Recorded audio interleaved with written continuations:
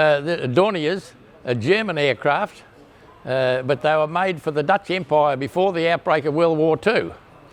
And the Dutch took them up to Indonesia, where they were, and then when the Japanese were coming down the Malay Peninsula, the Dutch were getting out, and some of their Dorniers were beyond flying, so they were destroyed rather than let them fall into the hands of the enemy.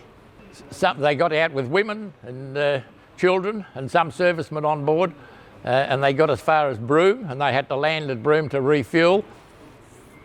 When the Japanese came over with their Zeros and strafed them on the water, set the aircraft on fire, all on board, all the aircraft were killed, either drowned or killed with bullet fire. And there were 6 Dorniers escaped, and they all came back to Lake Boga. They came here, they were completely, well, they were still flyable, but they were worn out, they were very tired, the engines had to be replaced, and you couldn't send, in 1944, in the middle of World War II, you couldn't send back to Germany for spare parts because Hitler wouldn't see the joke.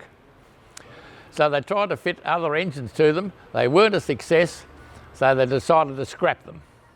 And they scrapped them, chopped them up, and they went through the melting pot. And this particular Dornier evaded the melting pot and ended up after World War II at Echuca, Moama, as a houseboat. After the gentleman had it, and he rang me up and said, I'm leaving Victoria, leaving Echuca, and I'm going to Perth. I can't take the Dornier with me. Would you like it? And I said, yes, please. Thank you very much. So we arranged for a transport, Garner's transport. Clary Garner arranged with his truck, and he went over and carted it back for us, free of charge. Anyway, we brought it home, and we unloaded it in my backyard, and like the Catalina cockpit, I worked on this for about 2 or 3 years. I got a look-alike instrument panel made up for it from photos that we had of Dorniers. I went to the tractor wreckers and got 2 steering wheels out of tractors, cut the top out of them to make them look like aircraft wheels, aircraft control wheels, and fitted it up. And inside it looks like it's back to normal as a full-flying Dornier aircraft. And to our knowledge, this is the only bit of Dornier in the Southern Hemisphere, apart from what's on the bottom at Broome. Well, the Dornier aircraft, they didn't have wingtip floats like the Catalinas and all the other aircraft to keep them stable when they're on the water.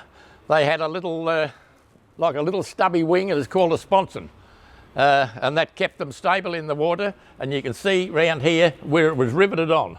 Around there with a great big piece round there, and that's where that kept the aircraft stable in the water.